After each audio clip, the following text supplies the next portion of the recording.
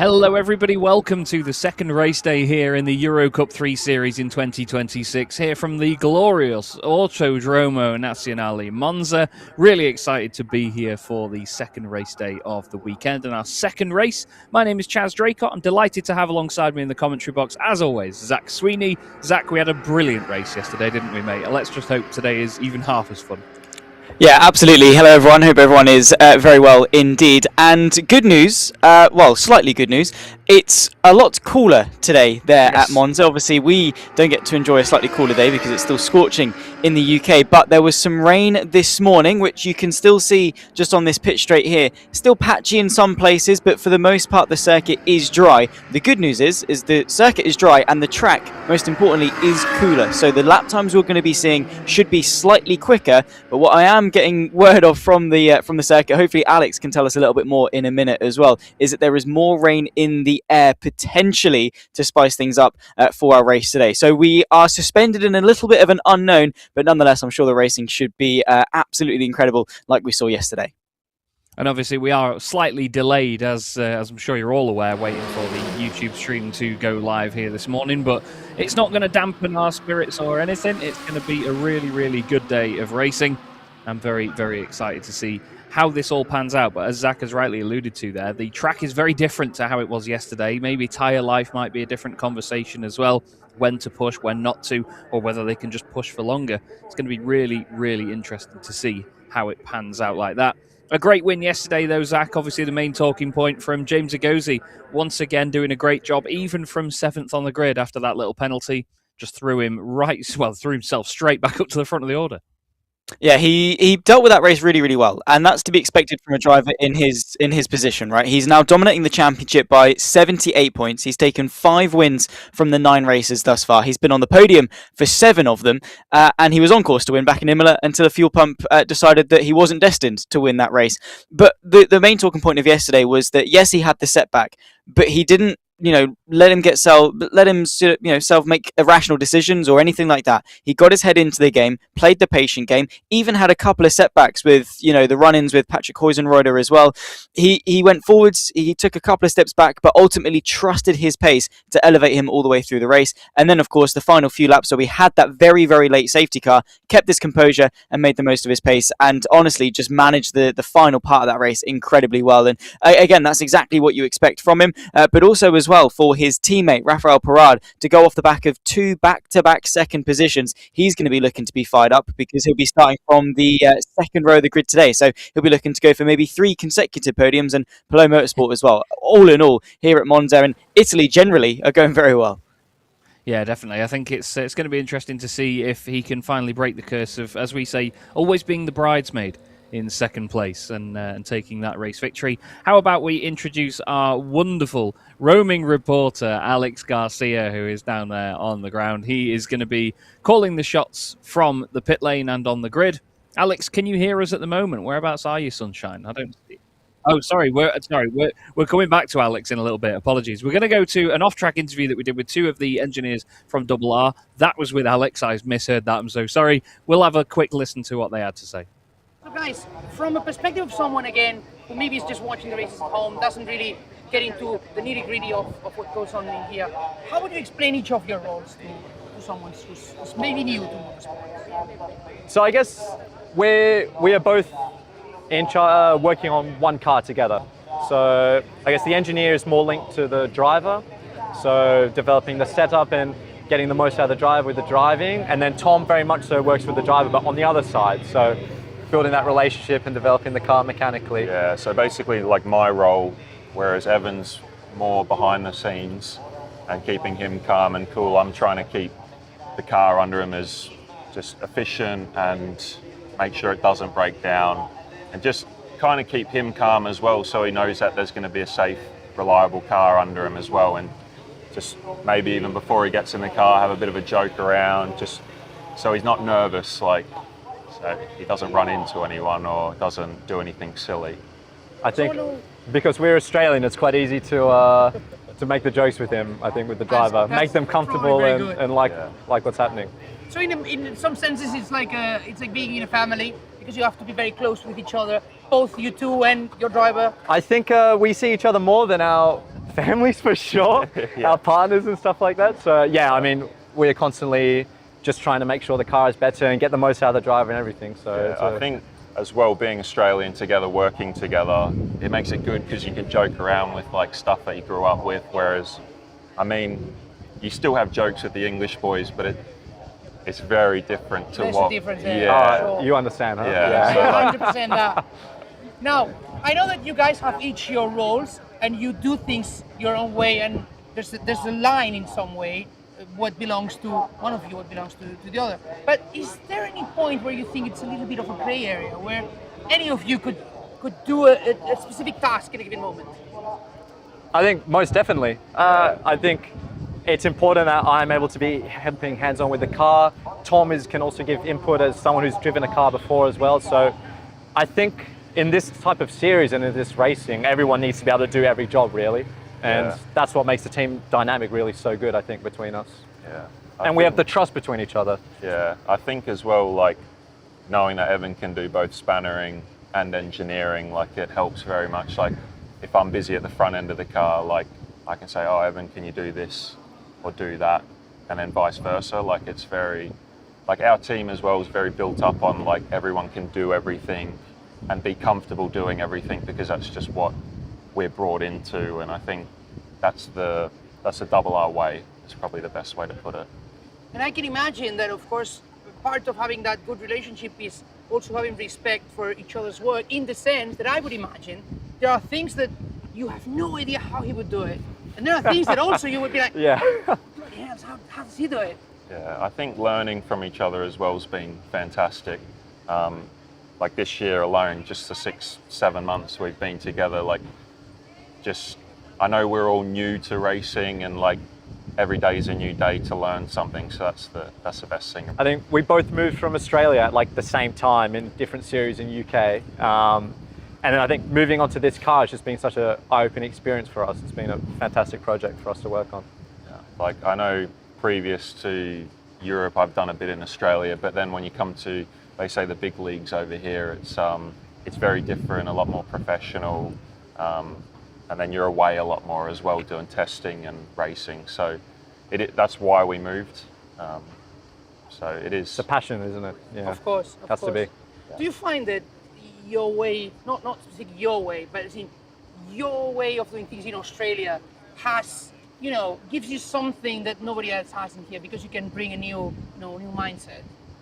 Or it's close enough that it doesn't really make a difference? I think traveling and working like around the world in different areas of like formula racing and just different mechanical roles, like you do learn different stuff on how people do it, but I think everyone does stuff pretty similarly. Like, yeah, we might do stuff like, yeah, let's get in and just crack on, whereas over here it's like there's a bit more of a process behind it, but everything, it's all similar. I think I never really worked in motorsport in Australia. I kind of did university and moved over here, but just the level of experience and people we've just been able to learn off has just been so valuable to us, and it's really built us up over time. We're really grateful to those opportunities.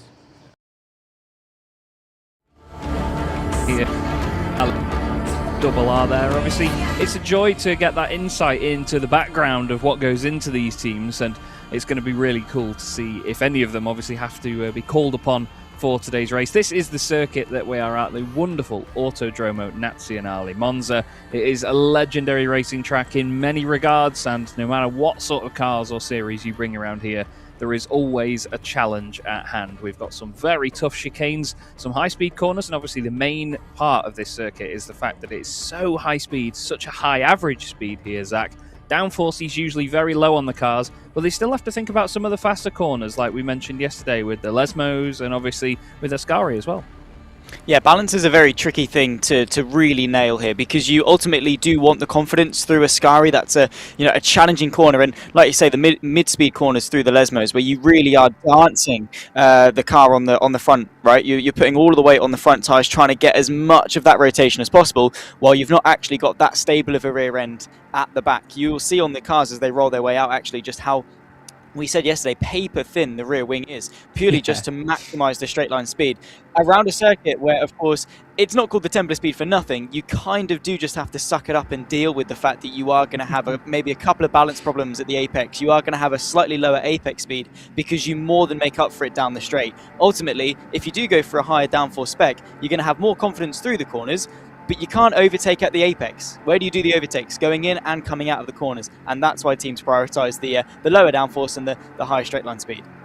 Absolutely, a lovely shot there just to the right-hand side of us on your screens there of the Griffin core cars coming out in formation from just in front of their garages to line up at the end of the pit lane. They'll soon be heading to the grid. Somebody that's made their way to the grid already is the delightful Alex Garcia. Alex, we're both still, again, jealous of just how good you are with those interviews, mate. Very well done. How is it down there? It looks like very different conditions here today.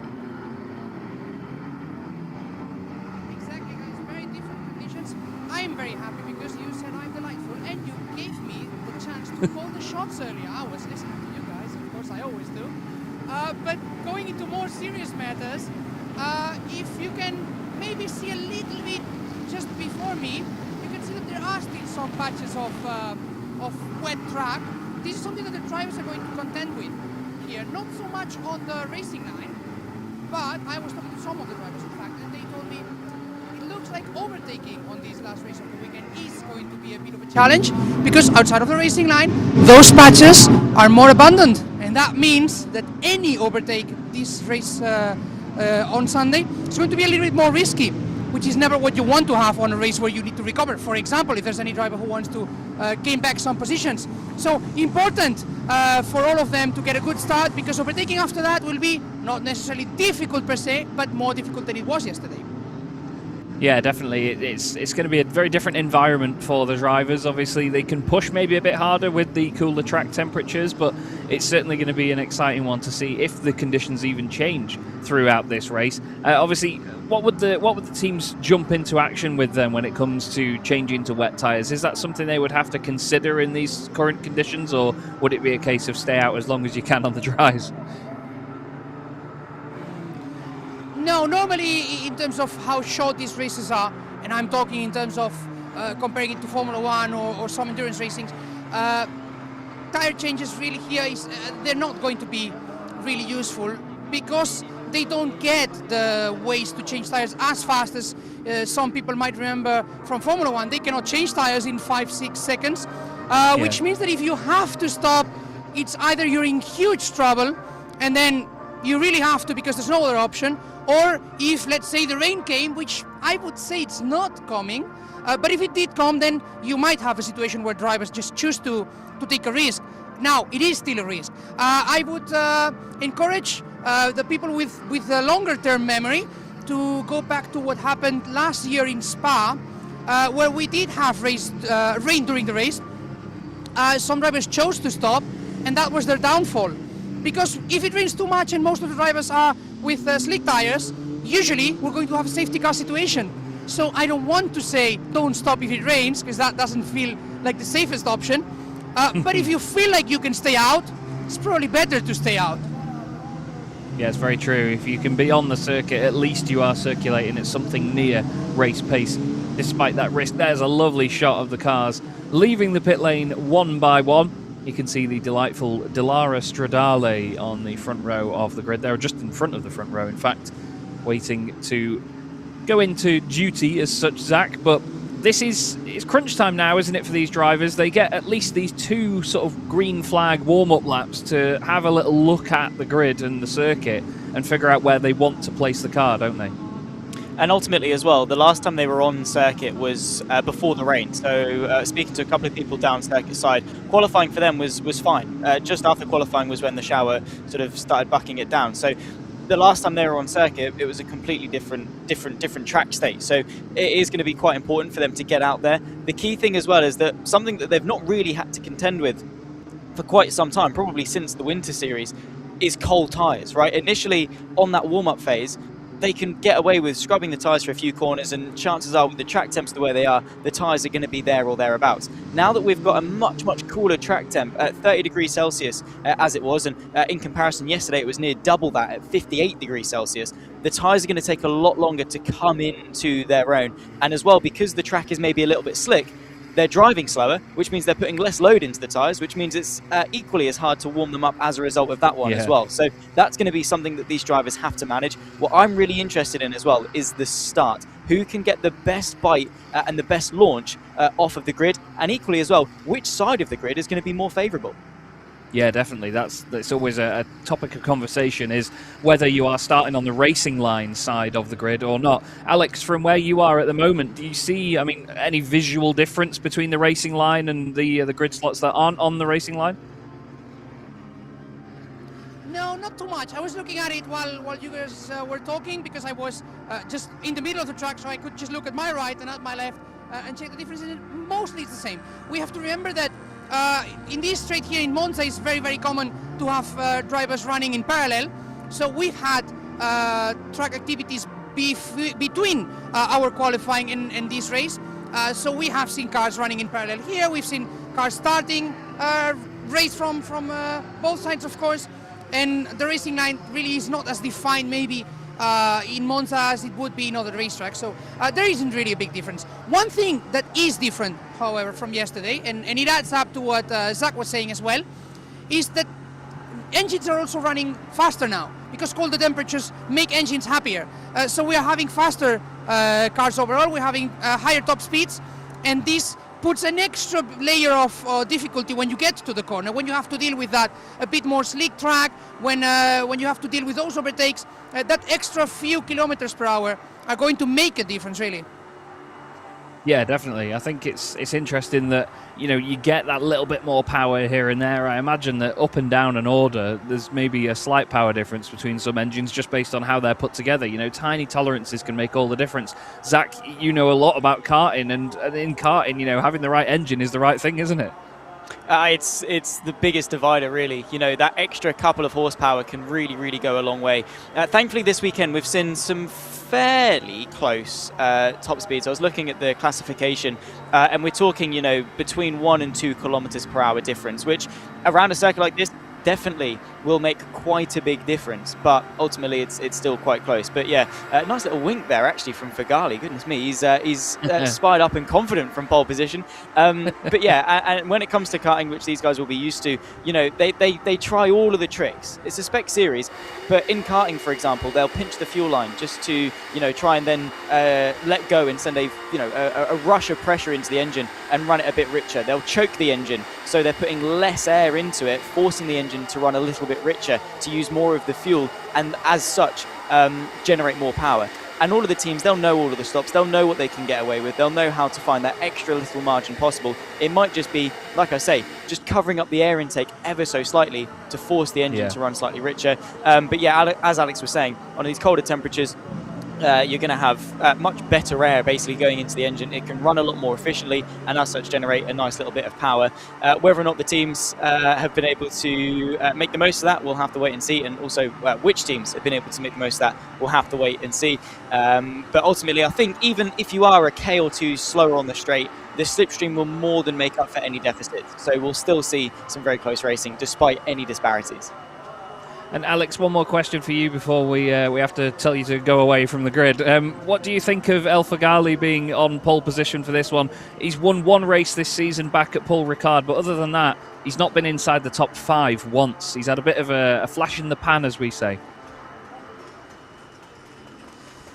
You know, I was actually hoping that you would ask me about this, because I had something to tell you, which is I had the chance to talk to his team boss yesterday, and we were discussing about qualifying based on, you know, how important slipstream was or wasn't. And according to the team, drivers sometimes get a little bit too focused on that slipstream, and they say, you know, first of all, do your own lap, do a good lap, and if you have positioned yourself well, the rest will happen by itself. That was the advice that they gave him yesterday, and it seems to have worked very, very well, because now on qualifying 2, he got pole position. We just saw each other from a distance just before we went into the grid, and, you know, he gave me a nod, kind of like saying, I told you so, and that's exactly what they wanted. So they're starting from pole position. Great result for them. I was going to say, for drivers, you know, they have this amazing amount of confidence, but when they can be cocky with the "I told you so" card as well, there's nothing more cocky than a racing driver that can say that to you. So yeah, I'm intrigued to see whether he can convert that obviously into some big points for this race. Let's have a look then. So it's Christophe Elfaghali on pole position. James Agozi, championship leader though, the one man he probably didn't want alongside him on that front row. Then it's Al Azari and Rafael Parad. He started right at the front yesterday, ran a great race. Heitor Delagnol alongside René Lammers on row 3. Look out for René because he was great yesterday. Panetta much higher up the order today, starting from 7th on the grid. He'll be happy with that. Ian Eichmann's alongside him. Patrick Huizenrode was there or thereabouts yesterday. Same as well with Alcu Feldman. And we have Pradel alongside Trapper. Now, Trapper was involved in that incident with Bostandiev yesterday. That's why he had suspension damage. Strauven 13th with Tanva Nitschkel side by side on row 7. Tanva Nitschkel not been going brilliantly this weekend. Powell is next up in 15th alongside Kasper Stuka, who will be exciting from there. Then we have Ryan Coretti and Juan Cota starting on the 9th row in 18th place. Bostandiev, after his incident yesterday, will want to make up for that. He's alongside Bart Harrison, always exciting to watch. Andrei Petrovic got a penalty and knocked out of the top 10 from yesterday's race. He is alongside Nathan Ty. Then we have Kolovos and Beckley on the 12th row of the grid, 23rd and 24th. Barboy and Harfield, who will be joining each other on the 13th row. Then it's Campos and Florentino, 27th and 28th. And Bianca Bustamante had a 10-place grid penalty after starting the engine too early, I believe it was yesterday, Zach, which just shows you how finer the margins are, even in just procedural stuff here in EuroCup-3. Yeah, and I did see somewhere that they were given a little bit of a tolerance. I'm not going to go too in depth because I truthfully don't understand it enough, but because of the hotter temperatures, they gave them a little bit more of a margin as to when they can switch the engine on and off, because they don't want to leave the engines idling for too long when they're sat stationary, because a lot of these engines rely on the airflow to keep them cool, because you don't want to be carrying around buckets loads of coolant for the sake of just when you're sat on the grid to keep the engine cool. That's not the way it needs to be. But yeah, ultimately rules are rules, and unfortunately for Bustamante, it was, I believe it wasn't a penalty directly. She was given a reprimand, and it was her 3rd reprimand, and as such that then triggered the 10-place grid penalty for her. Let's see what she can do from the back of the grid though, because I believe she is one of, if not the hardest charger in terms of overtakes out there on circuit. A bit of an issue though for one of the cars rolling to the grid. Is that one of the Pelot cars potentially? I thought for a moment there, with the trickery of camera colouring, that was James Agozi, but it's not. It's the number 16 machine, and it is Bianca Bustamante. So that's commentator's curse before the race has even got underway there, Zach. That's a big strike for you. Better hope that she's not going to call you back on that one. That was, oh man. I always tell people, just to sort of wax lyrical for a moment, about a good friend of mine, Ed May, who has, a lot of people don't believe in the commentator's curse. Ed has the most powerful commentator's curse I've ever seen. He could start the first syllable of somebody's name and they'll be halfway through an accident. It's ridiculous. But that, Zach, is quite a strong one there. There's a reason to have faith that the commentator's curse exists, mate. It's coincidence though, isn't it? I mean, my justification for it is there is no such thing as the commentator's curse. There is only bad driving, bad luck, or a bit of both. And I'm not being funny. Those 3 things are not my problem, so get on with it. Nonetheless, it's a big shame for Bianca Bustamante nonetheless. Of course, she was, like I say, could well have made up some good places in this race, but, well, now we're not going to really be able to have the opportunity to find out. For Elfaghali, though, this is a really good opportunity. He was charging through the field yesterday, and, of course, we'll be looking to do well from pole position. And you also pointed out Santino Panetta. This is his best starting position so far this season since the first round back at Paul Ricard. He's not been inside the top 10 until this very race today, so let's see what the Argentine can do from what will be P7 on the grid. Bad luck or bad driving, flipping I've been plagued by both for years. That's why I'm a commentator. But I tell you what, it's going to be a great race. You know, all jokes aside, all wax lyrical aside, this is going to be a really good race here today. They've got great conditions. The drivers just need to utilise that, keep things clean, make sure it's green flag racing all the way through, pretty much like we had yesterday. Sure, we had that safety car in the end, but these cars struggle to get out of gravel traps, and I don't think anyone really could be put at blame for that. But as you see, the field is forming up.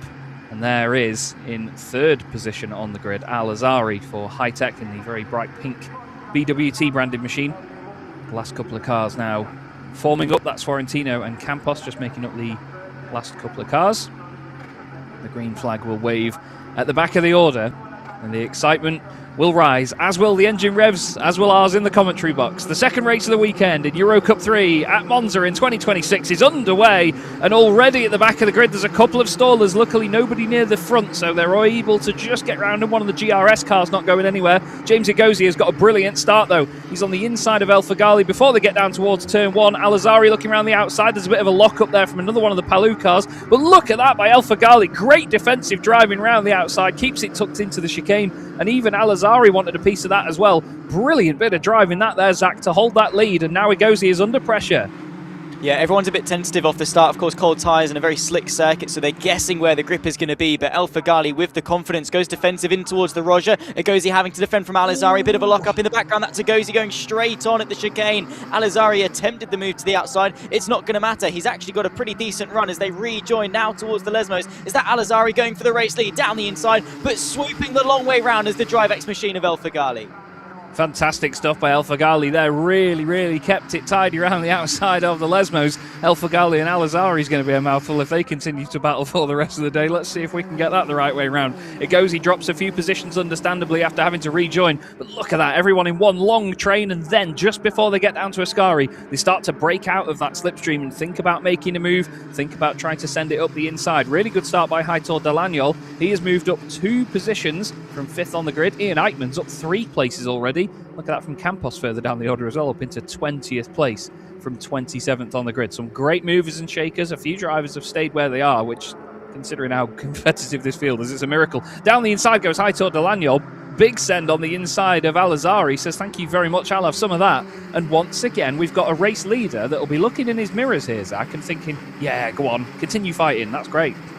Yeah, you lads carry on. I'm just going to do my thing up in front. Of course, they're still side by side on that run towards turn 1. The advantage swings the way of Al-Azhari. He's got the inside line for the Rettifilo. They're nearly flying 4 wide into T1, 3 wide in the background between Parad, Igozi and Ian Eichmann's. A bit of a lock up from the 27. Delagnol gets the rotation, gets the inside for the second part of the chicane. That was as punchy as you'd like, and takes second place from Al-Azhari.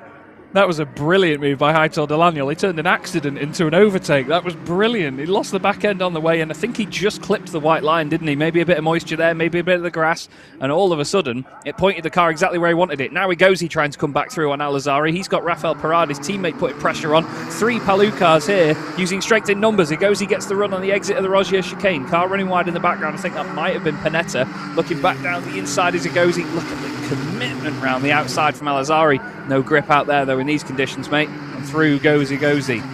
Now he's got Parad, Eichmann's, Lammers in there as well, hoping to make some more inroads. We've got Huizenrode, Panetta and Strauven completing the top 10 at the moment. But really good stuff in this opening lap or two. Really entertaining straight away, but look at that for El Fagali. He's going to be feeling a bit more comfortable, isn't he? Going to be loving this. This is a race where experience really is going to come to the limelight, and yet we've got 2 rookies, 1 and 2, and we've got 4 rookies inside the top 6. So clearly the rookie is incredibly impressive in 2026.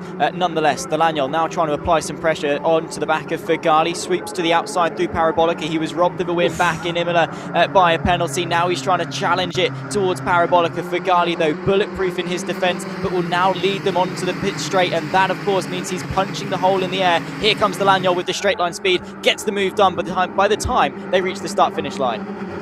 Parad is going to be all over the back of them as well. Parad got past James Igozi on the way down to the Parabolica, and now they're 2 by 2 as they head into the chicane once more. 3 Palou cars in here, all trying to work together. Oh, there's a bit of argy-bargy in the background there. Hopefully that didn't cause anything further. There were 3 wide on the way into the chicane, and it looked like there was definitely not enough room for where they all wanted to go. Top 3, though, really close. Delagnol, Fagali, Parad. Igozi's dropped a little car length or 2 there as he tries to defend from Al-Azhari. Ian Eichmann's in there as well. Goodness me, was that 2 of the Griffin Core cars both making contact with each other round the Curva Grande? Look at that from Al-Azhari. Big commitment one way, then the other. Big lock up in the background as well. God, it's really kicking off here, Zach. This is a great race already. Carry on, guys, please, by all means. Don't let us stop you. You guys do your thing. Delagnol now leads this race, though, doing fantastic.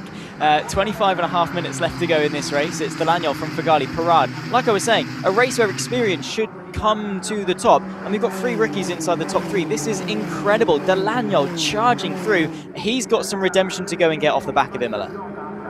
I've just had a race control message come through saying a potential unsafe rejoin from James Agozi. Now, I don't really think it looked unsafe from where we were. It just so happened that there were other cars over on the right-hand side of the track when he came on. You know, they were having their own fight, but that's for them to have a look at. Hopefully, I'd be a bit annoyed if he got a penalty for that, but then again, yeah. Anyway, Hector Delagnol at the front of the field. El Fagali going as late as he dares into Parabolica, a puff of smoke from the front right tyre as he really tries to snatch whatever grip he can from that front right Hankook.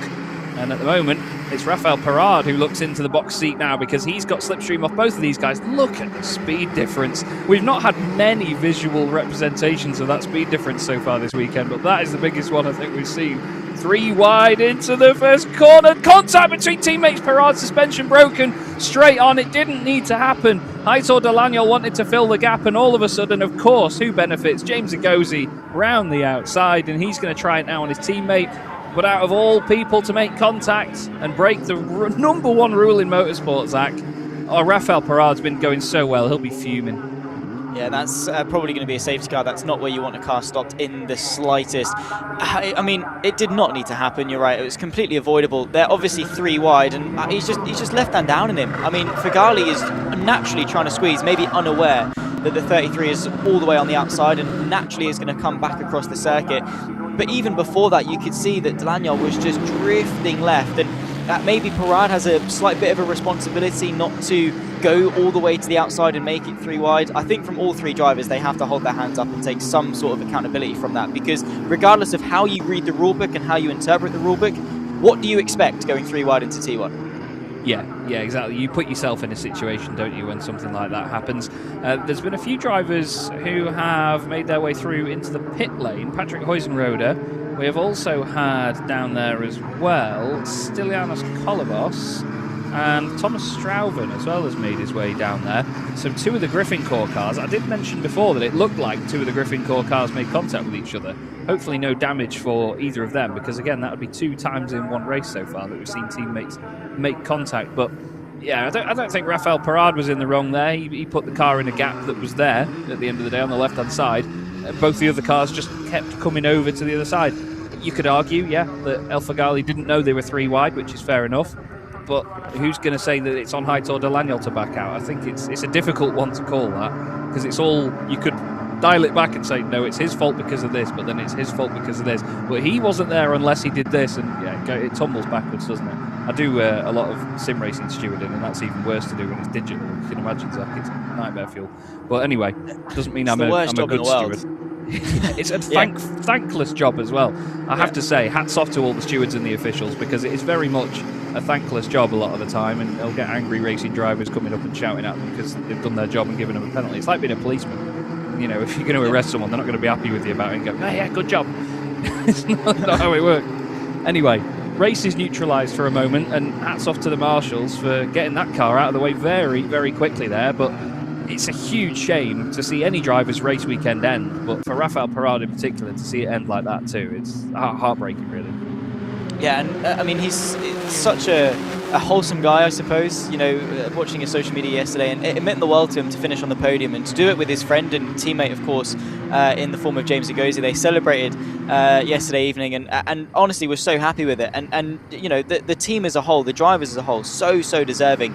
I mean, that is a tentative word to use in the world of motorsport. You know, what defines you to be a deserving driver? But I think Parard definitely hits the nail on the head. Whatever metric you want to use, he had the pace, has been driving incredibly well, and unfortunately his 2-race podium streak is going to come to a close today. Kasper Stuka, by the way, up 9 positions. A slight discrepancy in qualifying in terms of their run plan, and we were speaking with Alex and how he was saying that, you know, drivers often get too caught up with the slipstream and things, and focusing too much on the slipstream. Of course, teams are going to have a run plan going into it. I don't think that quite was nailed by the team, but Stuka nonetheless making the most of it, running right now in P8 and just ahead of Alex Powers. They got themselves back under safety car. This was the opening lap though, and I mean, so punchy from Fagali. He is a driver, you know, with something to prove, and gunning for a 2nd race win of the season, and to end a bit of a low spout in this race. And so far as well, what we've seen is fairly scrappy from James Agozi, especially in the opening moments. He's been really challenged in the first couple of laps. Yeah, it was like I said yesterday during that first race. You know, he was thrown further back in the order a little bit after a penalty after qualifying, and it was great to see that he had to be really in the mix, you know, properly in the fight, rather than just put it on pole and drive away at the front and have a bit of an easy race like we saw him having in Imola before that fuel pump issue. So it's been really good to see him properly tested by these other drivers when it comes to just sheer racecraft, because here at Monza, everyone's on such a level playing field with all of the slipstream keeping the group together. You can't break away as easily. So it's really, really cool to see that when they are on a bit more of a level playing field, he has to properly get his elbows out in the twisty bits and start making some moves. A huge shame to see that happen to Rafael Parrard. It was such a light tap as well. And I think that's just down to the nature of open wheel race cars. You know, wheel-to-wheel contact is nightmarish. We're back underway though. Hats off to the marshals and the officials getting that done very quickly. Fagali leads us from Alizari, Delagnol, Egozi and Lammers in the top 5. Not that you can tell who that is right now, because look at them weaving all the way down towards the first chicane. El Fagali holds the inside. Delagnol's going to go late round the outside. If he can stick that down the inside, that'll be great. Contact, and El Fagali's off. Oh, El Fagali, after having such a great start to the race, is off the road. A few cars went straight over the chicane. Oh, but Delagnol carries on in the lead. That is not what we wanted to see at all, is it, Zach? Not in the slightest. Keanu Alizari, though, means nothing to him. He just wants to go for the race lead. Looks to the outside through the Roger. Delagnol carrying that burden now, potentially with a penalty looming over his head. Alizari backs out of that one. James Egozi getting involved. We've got yellow flags to the opening sector as well. Potentially another safety car straight away. Is that Thomas Strauven, I think, who's parked just at the... That's Juan Cota, in fact. That's such a shame for the TC Racing car, who, well, didn't race yesterday. The team did a great job to get him on the grid today, and, well, now he's out. Right at the beginning. I think Fiorentino is the DriveX car we see there without a front right wheel attached, so the marshals of course will be straight on the scene to sort that one out. Still only yellow flags for now, and there's the safety car.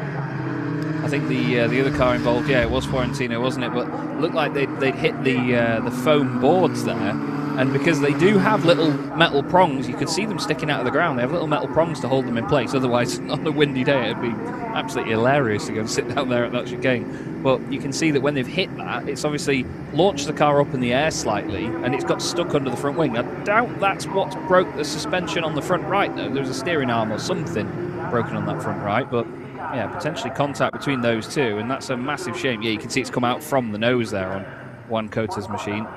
And you're right, Zach, he'll be devastated after that, because such a promising weekend for him after showing such fantastic pace at Imola.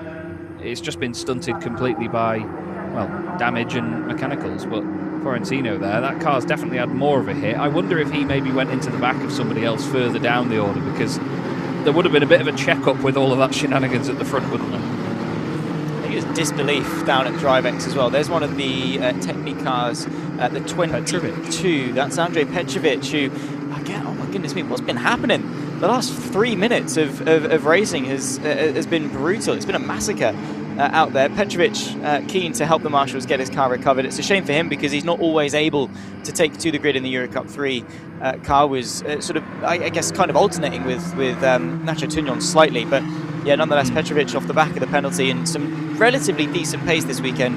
Again, would have wanted more, and I think that's going to be the mantra of the weekend. What could have been for quite a lot of people, but from the get-go, this safety car restart was chaotic. It really was. Petrovic got a penalty yesterday as well, which knocked him out of the top 10. Gave Alex Powell a point in the end. Just trying to keep my eye on what happened in the background. Oh, dearie me. There was a big old mess. There was a DriveX car on the grass on the inside. We are unfortunately just going to miss what happened down at the bottom of our screen here. But it must have happened quite late on, because it didn't look to me like there was many cars really left to go through the chicane before anybody had a drama. There must have just been a little bit of wheel-to-wheel contact, or maybe just a bit of late braking, someone on the grass, you never know. But the incident at the front, that'll be a hard one to call as well, because, I mean, Heitor Delagnol, for me, he was round the outside, kept his nose down the inside, but then the two of them both sort of went straight on, didn't they? And then all it takes is you sort of sit and wait for that wheel-to-wheel contact, don't you, to sort of pop the car into the air, and that's what we got. Ultimately, you can't have two cars on the same apex, can you? I mean, we saw a very zoomed out view of that. We don't really know how much room there was at the inside. It looked to me, it was very ambitious from Delagnol, but just because it's ambitious doesn't mean that you don't deserve racing room. You know, he broke late around the outside, he got the car stopped, he'd hugged the white line. the question for me will be whether or not through the right he was able to keep all 4 wheels on circuit. If he had 2 wheels over the white line just before he turned into the left, that to me would then tell me, okay, back out. Or like we saw yesterday, cut the chicane. Right, at that point, you're not going to make the corner. And ultimately, from Fregali's point of view, he's always going to turn in. We've seen how punchy he is. Every day of the week, he's going to try and turn in and squeeze you to the inside of that apex. He's not just going to let you have it. Because if he delayed his turn in and went wide, he's then losing 4 or 5 places. The caveat to that then is, because he turned in, he spun himself out, and now he's down in P22. So again, it comes down to read the rulebook how you like. But when you're analysing an incident, as a driver, introspectively, what did you expect to happen? And ultimately, a pinch point like the second apex of the Rettifilio, if you turn in, if you try and go side by side, and it is touch and go, someone is going to come off worse. And ultimately, today, that was Fregali. Yeah, it's one of those things, isn't it, where you're allowed to be and overtake wherever you want on the racing track. The only thing you're not allowed to do is push somebody off it. You know, it's one of those things. You've got to leave each other room. I love that quote, though. You know, just because it's ambitious doesn't mean you're not allowed racing room. That is absolutely spot on. You know, it may have been a hard try around the outside, but if he wants to try it, fine. If he takes himself off the road, then fair enough. You know, you'll continue on wherever you want, but yeah, that's it's a shame to see it either way, because obviously we want a green flag race. We want hard, close racing like that. We don't want the drivers to feel like they have to shy away from making moves like that. It's great to see that we have a field of drivers that will put a nose down the inside. They will try that risky late braking move on the outside. They will throw these cars around and risk it. So we've got to be grateful for that in one way, but obviously you play with fire and play with safety cars, I guess. So it's Heitor Delagnol, Al-Azari, and then James Igozi. Still, despite having a bit of a what we have described as a scrappy race, he's still third. René Lammers is fourth there, Ian Eichmanns. And then it's LQ Feldman in the 84 next up. Although I believe he's in the number... On one screen I've got number 8 and on the other I've got 84. Obviously there are a few drivers that change cars and change numbers and so on throughout the season. They share cars and that's different. But yeah, Feldman, just having a quick look at results, has not been inside the top 10 all season. So this is a very good flash in the pan to have here at Monza right now.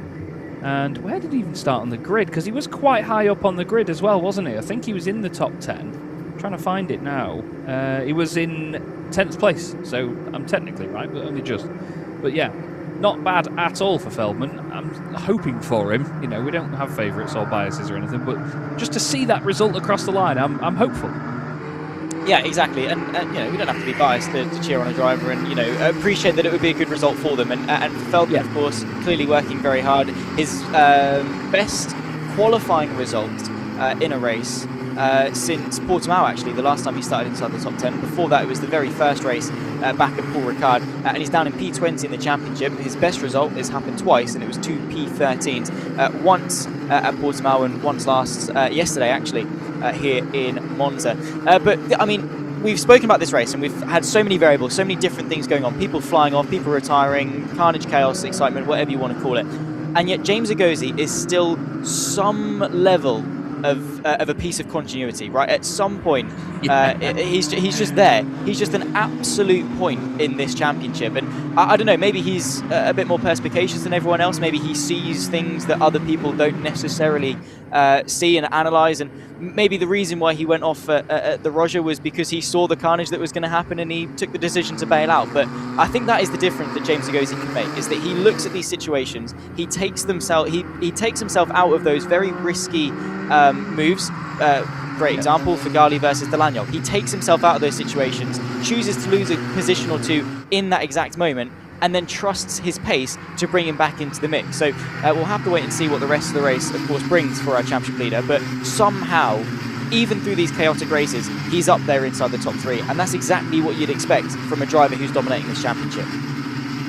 Yeah, absolutely. I think something to note as well, I've just seen it come through on our timing screen, is that the safety car procedure, which is the whole safety car window, will be investigated after the session for a specific car, and it happens to be that one on screen, number 27, for potentially using push to pass behind the safety car. They are told not to do so, and I think that might be... No, he got a penalty back at Imola for moving across another driver, didn't he, at the start? That's what that was for. But yeah, there was a few push to pass penalties back at Imola. Yes, it was Petrovic. You're right, you nerd. Brilliant though that Zach does a better job than me. Everyone, let me just break the fourth wall and say that. But yeah, I tell you what, that is going to be again. Can you imagine if he wins this race and has another one taken away from him? It's going to be heartbreaking. Let's see what he can do though. If he gets a penalty, he's got to drive away from it. 10 minutes left to go in this race. Right then, final third. Let's get back underway here at Monza in the EuroCup-3 series here in 2026. Aitor Delagnol is moving that car around as much as he is allowed to on this start-finish straight. Now that Al-Azhari gets closer, he's going to stop that weaving so much. He chooses the right-hand side of the circuit as well. In the background there, feisty stuff between a couple of them, just almost going off the circuit completely. Down the inside goes Delagnol. He holds that position into the first chicane. We've got two of the orange machines side by side having a good old scrap there. That's Lammers and Eichmanns. Eichmanns gets the better of him into the first corner. The MP Motorsport driver goes through, and they've got Alex Powell just behind as well. Powell got a championship point after finishing in 10th yesterday, after stalling from the very front row of the grid. Managed to come back through the order. Someone else got a penalty, and he managed to stay inside the top 10. Brilliant stuff. Aitor Delagnol has lost the lead again, though, as Al-Azhari's got the move done down towards the second chicane. But he got a bit of a poor run out of there in towards the Lesmos, which may leave him under attack as they head down towards Ascari in just a moment. But Zach, it's so hard to follow through those Lesmos, isn't it, and get yourself set up. Yeah, it really is, and that's what, you know, as the lead car for Al-Azhari, he's got to nail this middle sector. You've got to push so hard to minimise the risk on these long straight runs towards Ascari, towards Parabolica, towards T1. For Keanu Al-Azhari, he's had a really tough time the last couple of rounds. Hasn't taken a podium since race 2 back at Portimao. Hasn't taken a race win since race 2, the third race of the weekend, back in Paul Ricard. So this is going to mean a hell of a lot for the Emirati as he's weaving his way down towards Parabolica. Again, as much as he's allowed to, breaking the toe. He's not just weaving around for the sake of it. He wants to mitigate how much of a hole in the air he is punching for those behind. He wants to stop them from gaining an advantage. He's got a nice run out of Parabolica there. 0.7 of a second clear from Delagnol, who, well, now is the time you want to be using your push to pass. He's got his teammate over his shoulder of James Agosi. Behind that is Ian Eichmanns and Rene Lammers as the 5 cars will fly into turn number 1. 8 minutes left to go. There goes the move down the inside from James Agosi. Yeah, he says, look, I want to spearhead this attack here, mate. Let me go through and we'll try and catch him together. At the end of the day, though, that's also him not wanting to sit behind his teammate and have to lift. He wants to go as quickly as possible and just inherit that space between him and the race leader. So he's going for it now. They're taking Ian Eichmanns and, I was going to say Rene Lammers, but he seems to be about a postcode behind. That might put an end to things here because we've got Bart Harrison off the road. And who was the other driver involved? Oh, Feldman's dropped down. Oh, dearie me, another Drivex car off. That's the number 3 machine. That's Nathan Tye. There's damage over the nose of Nathan Tye's car with rubber across it, which makes me think the car's gone over the front of that, which, yeah, certainly looked bad. Safety car has been called out, and the race is once again neutralised. Big shame this, actually, because, well, we had such a clean day yesterday, and now we're getting a bit of the opposite, really. That is Feldman that is out of the race. And I'm not surprised. I'm not surprised. I feel that completely. We feel that in the commentary box because we were willing him on. I mean, the emotions run high, isn't it? He's fuming. And again, people might look at that and go, well, he was only running P6. But for Feldman, that is a race win. Like, for him, and the season that he's had, a P6 is incredible. Bert Harrison just communicating with the marshals, I think he has decided to park it. That is going to be race done for him. He's always very easy to tell because he got his name across the side of the car. For Nathan Tye, he's running very well in the F4 Spanish Championship. Took his first win of the season in the sprint race back at Aragon. And honestly, considering that he's got very limited experience in the Stellara 326. Has done incredibly well this weekend, and I think even had a chance for points heading into the final race of the weekend. That's what caused it all, though, through the Rettifilio, and it was a spin just offline, and Harrison, a complete bystander in that. Nathan Tye even more so, and then just gets caught up in the gravel. That is heartbreaking for the two drivers, and I think as a result of all of it, was it Feldman spinning initially? Yeah, so Feldman had contact. He got squeezed by the look of it into the first apex. The other car, he was on the inside of somebody.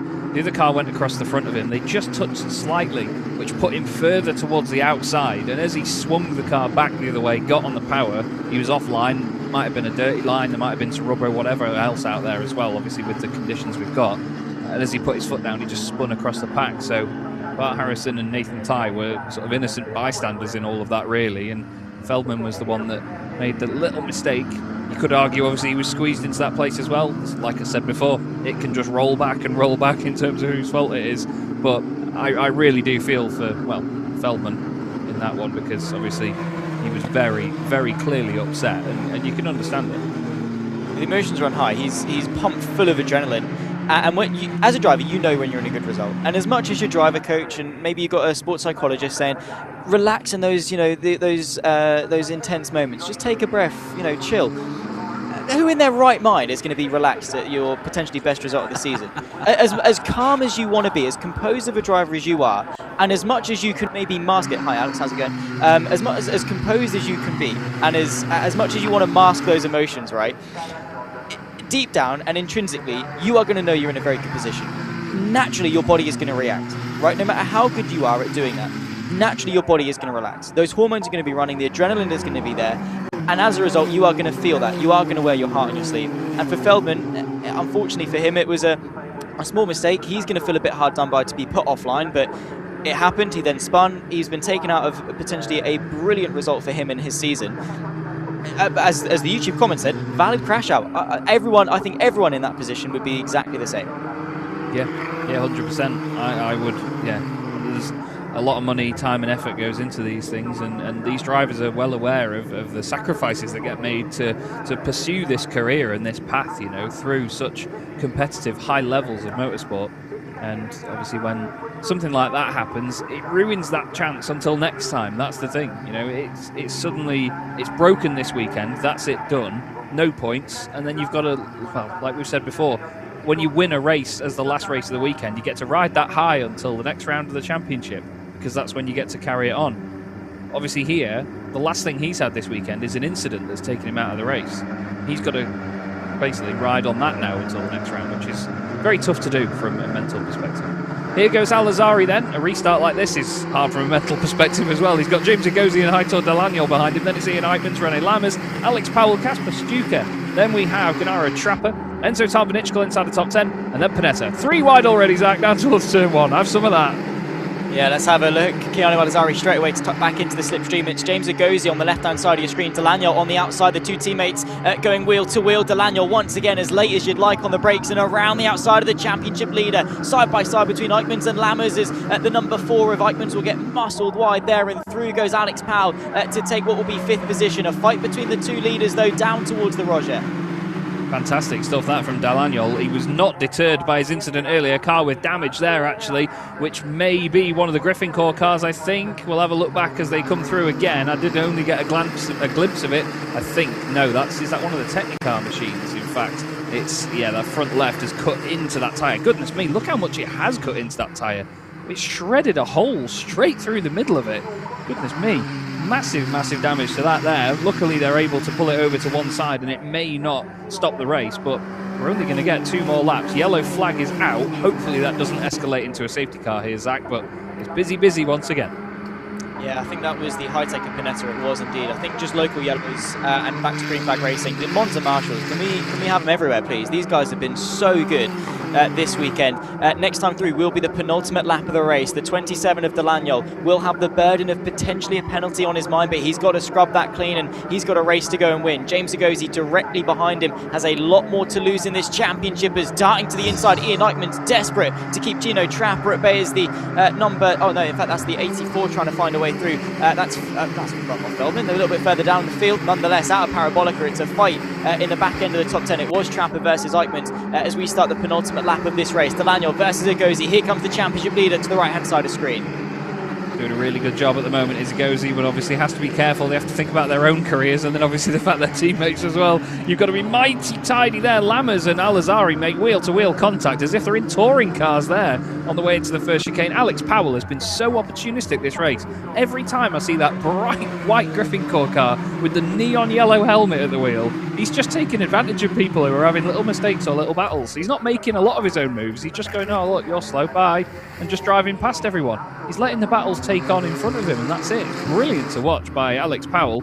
Sort of what we saw yesterday from him after stalling from the front row of the grid. He managed to still make his way back through. All of this, though, is helping 2 Pally Motorsport cars at the front, isn't it? James Agozi now ahead of Delagnol. The question is whether Delagnol can match him now. Yeah, we'll have to wait and see. Next time through will be the final lap of this race. Again, for Alex Powell, it's beautiful racecraft. Just let the race come to you. Let everyone else make those mistakes. Keanu Alizari has had a poor run off of this second Lesmo and has dropped down from P8. Let's not forget that a lap and a half ago, he was leading this race. That is how much of a fluctuation that we have seen through this race thus far. It has been incredible, and yet still, despite all of that, we've got James Agozi leading the race. 5 seconds left on the clock. Next time through, the final lap of the race. Agozi from Daniel, then comes Lammers. Any one of these three can still come out on top. Fantastic comment on YouTube saying that it's funny that I mentioned touring cars, seeing as Lammers would have been taking tips from his dad. Jan Lammers used to race in the British Touring Car Championship in big old Volvos, and he was certainly one at getting his elbows out. So René's been learning the ropes. Look how close this is now. Very, very close indeed, as that is Alizari, because he lost a bit of ground, I think, out of the second Lesmo when he was having a bit of a scrap earlier, and now he's way down inside the top 10. So earlier on, he was going for the race lead, wasn't he? And now, definitely not the same situation. He's going to be happy to see Daniel coming under pressure. I did say keep an eye on Lammers. I'm going to say I told you so, but he's been absolutely flying after yesterday's performance, and now on his way to another potential podium position here. And I'll tell you what, he's going to try and even go for second place as well, because Daniel is going to have to defend very hard. And look, he's already jinking around behind him. He's not got long left now. Not at all running out of opportunities. Every corner ticked by is another one lost, and I think Lammers has written off the chance for the race lead, albeit I maybe wouldn't think so soon, but at some point he has to think, okay, when am I going to stop sitting behind Daniel and actually go for second position? He has driven a fantastic race. He finished P3 this time yesterday. Would like to do one better today. Shout out, by the way, as well to the Technicar of Kasper Stuka, who started this race down in P16 after a woeful qualifying and making amends for the suspension problem yesterday. Side by side with Alex Powell as well, who try and tick off another one. And Kasper Stuka goes up to second with just 3 corners to go. Fantastic drive by Kasper Stuka. Great to see it. And El Fagali back inside the top 10 as well after his earlier dramas. So some really good moves. Thing is, there's so many great drivers and so many stories in this field. It's really difficult to keep up sometimes, but it's absolutely electric all the way up and down the order. I can't believe these words are going to come back out of my mouth once again, though, as round the final corner to take his second race victory of the weekend, James Agozi takes another win in the EUROCUP-3 series in 2026. Race win number 6 for him, ahead of his teammate Heitor Daniel. Will there be a penalty? We'll have to wait and see later. René Lammers, another podium, 3rd position. Kasper Stuka, what a drive. Alex Powell, what a drive. Ian Eichmann's in 6th place as well. He stayed very much in the fight. Then it's Trapper, Alizari, El Fagali back inside the top 10. And Tan van Ichkel completes the top 10. Car 10, P10. But James Agozi again, Zach. He just, no matter what the race throws at him, he finds a way. Yeah, I mean, it's one of these races, right? I said yesterday, you're not defined necessarily by your highs. You're more so defined from how you bounce back from your lows. And this race had absolutely everything, right? You know, a lot of drivers can get poled, run away and take a race victory. You know, no one's doubting that. But how do you manage your head? How do you keep yourself composed where you've gone off at the opening or on the opening lap, where you've maybe been under investigation because of a dodgy rejoin, where you've been in and amongst the pack for the entire race? That is what defines a champion. And James Agozi taking his 6th win from the 10 races so far this season, his 8th podium from said 10 races.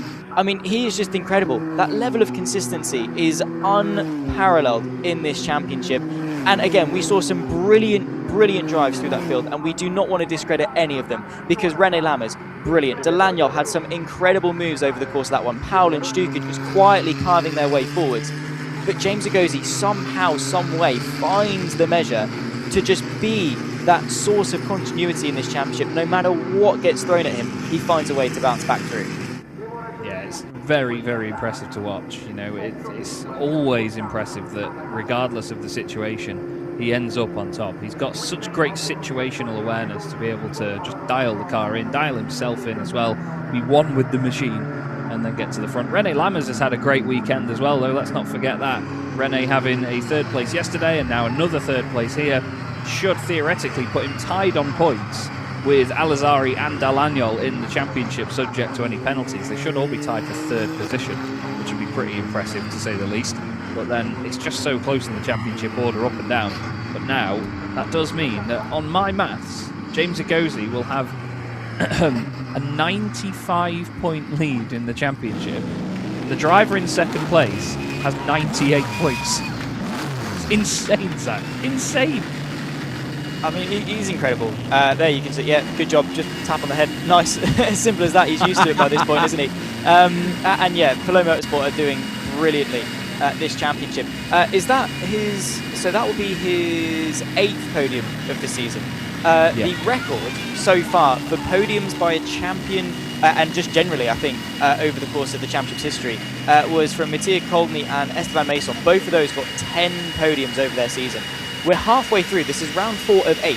We still have, 9 or 10 races left to go, and he's already only 2 podiums away from the record. Alex said to him yesterday that he is now on his 6th win of the season. The record from Esteban Mason is 8. He's got half of the season to get 3 wins and break the record. I think, like we said with Alex yesterday, we're going to have that, is it the shark on his helmet by the end of the season? Surely. Yeah, must be. Surely that's coming soon, because no matter where you are in the water, there's just no safety. That's incredible. Absolutely incredible. He's breaking records already, so very well done to James Agosi, and he deserves it. He really does, because especially at this stage of your career as well, when you're still a young driver, you're still showing everybody what you've got. If you can display that sort of mental fortitude to be able to just keep your head in the game and just keep thinking about the bigger picture rather than get riled up and just send a move on somebody because they sent one on you, it's just great to see. And that's what's winning him these races. He's keeping his head in the game, and he's thinking about the whole situation rather than just this lap, then this lap, then this lap, you know? It's like he thinks 5 laps at a time, isn't it? Yeah, it's like he's like the Magnus Carlsen of EUROCUP-3, potentially. He's just thinking 5 moves ahead. He's ball knowledge. No, he is a driver that, you know, pace is only one part of the equation, right? Racecraft, I would argue, especially at a race like Monza, right? You could easily be 2 or 3 tenths off the pace at Monza and still comfortably win the race. It's not about being the quickest, it's about being quick enough and the smartest, and that is exactly what James Agosi was. Thankfully today, by the end, he was both. But right at the beginning, there were other drivers who were just as quick, if not quicker, and yet he kept his head, and Racecraft won him that race. Racecraft allowed René Lammers to be P3. Racecraft allowed Kasper Stuka and Alex Powell to gain the positions they did. That was the defining factor today, not how quick they were. I was going to say, Alex Powell started down in 15th place on the grid in that one. Kasper Stuka starting just behind him. The two of them together came through very well, but at the top was James Agosi, and he is with Alex Garcia. James Agosi, I frankly don't know how you're not getting bored of me yet. Yet another victory, full house here in Monza, as you said yesterday. La Macchina Rossa in Monza, that has to mean something. But what an eventful race that was. Yeah, I think La Macchina Rossa qua is helping us a lot. Tutti piacciono la moto La Macchina Rossa, and I'm very happy, like I said yesterday, to represent it. Definitely not the easiest of races. I wasn't quite expecting the first chicane or the second chicane to go that way, so I lost some positions, of course, but nothing I can't handle. Just refresh, bounce back. It's a long race, and some people are driving very aggressive, so need to just manage everything. That's what I kind of wanted to ask you about, because I know that your position in the championship helps you think in that way probably, but how does one keep the cool when everyone's losing their heads around you? I mean, look, I'm here to win races. Just eyes open, looking around me, trying to see what I can capitalize on and what doesn't make sense to take the risk in. So definitely a lot of situations where I think if I was second in the championship, I could have done much cooler stuff on the live stream, but being first in the championship, just need to keep maintaining and being there at the end of the race when things matter. The beginning of the race is not very important to me. And now a big question. You were recently to one certain IndyCar race inspired by the boss. Did the boss tell you how to manage these championships and that the best way is to win it, or did you know already that? Of course, I have a wonderful boss. I'm very grateful for him. I'm very grateful for the entire team. They're all putting together very, very good work, and it's all coming together. Another 1-2 for the team, so I can't be any more grateful to everybody that's a part of this team this year, and sponsors have included.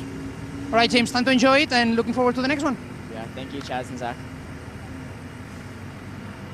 Hey, we got a shout out. Fantastic to hear from James Agosi, and well, you can't blame him for always being a happy boy. That is another fantastic victory there, and thanks again, Alex, as well, for being on the ground for an interview, but a very, very good race to look back on, Zach. That was great fun, wasn't it?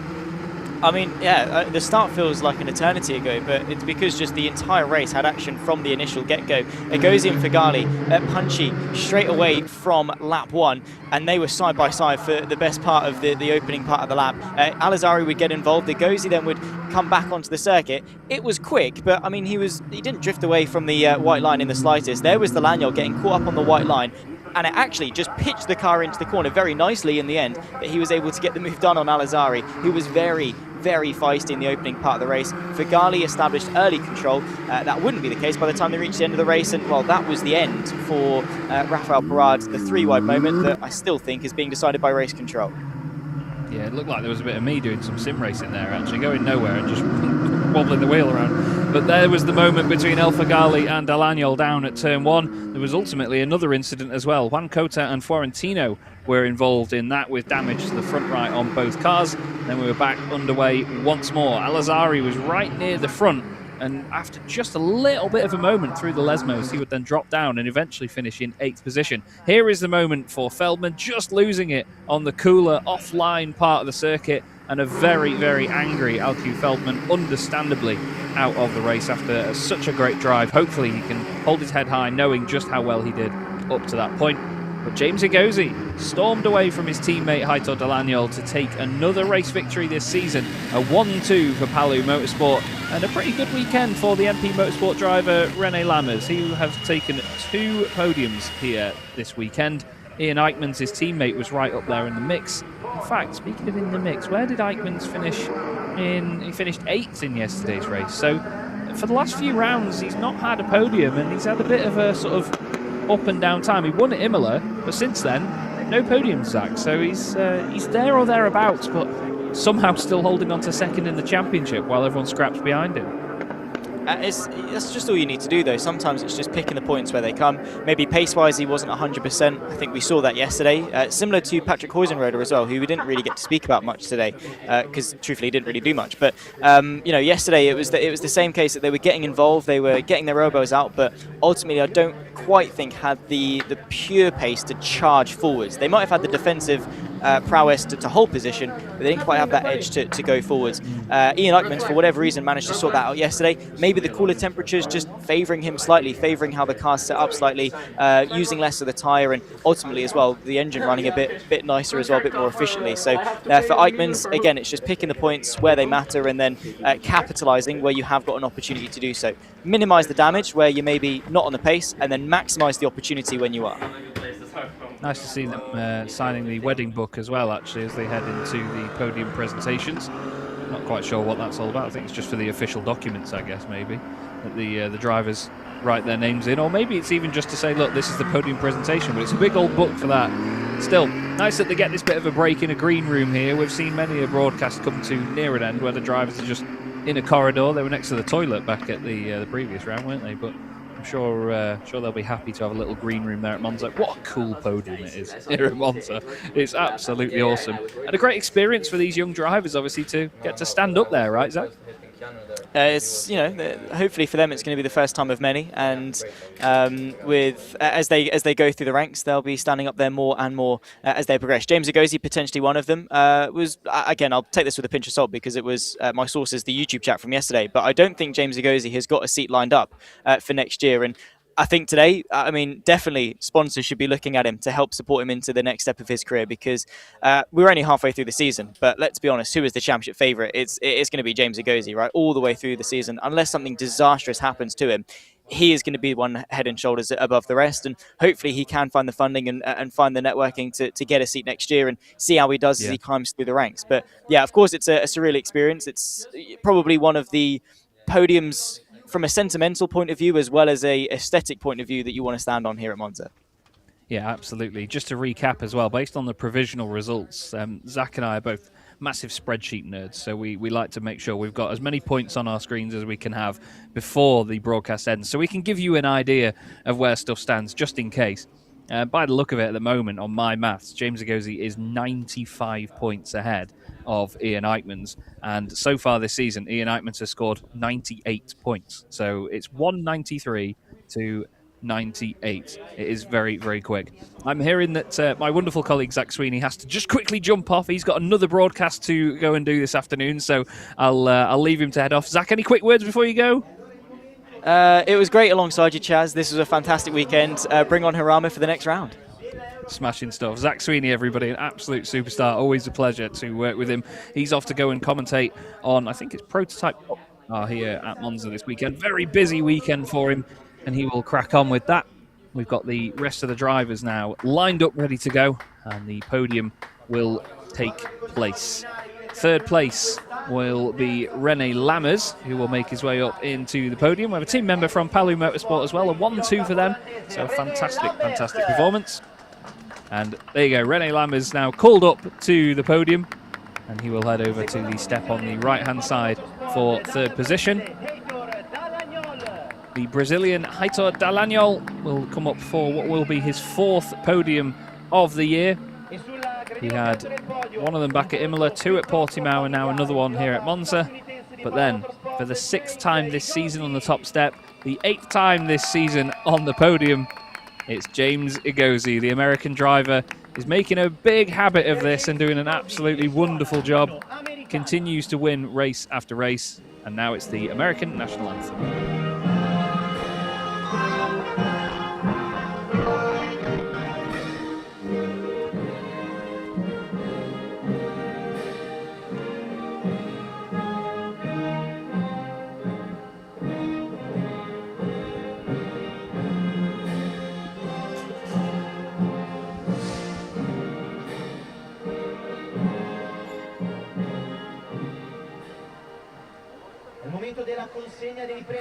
The national anthem of the United States of America there.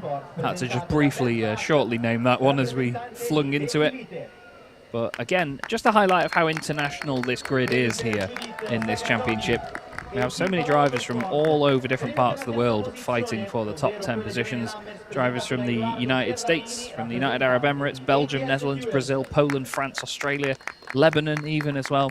It's so great to see such an international grid so close together and such a wonderful, vast pool of talented drivers coming through the ranks.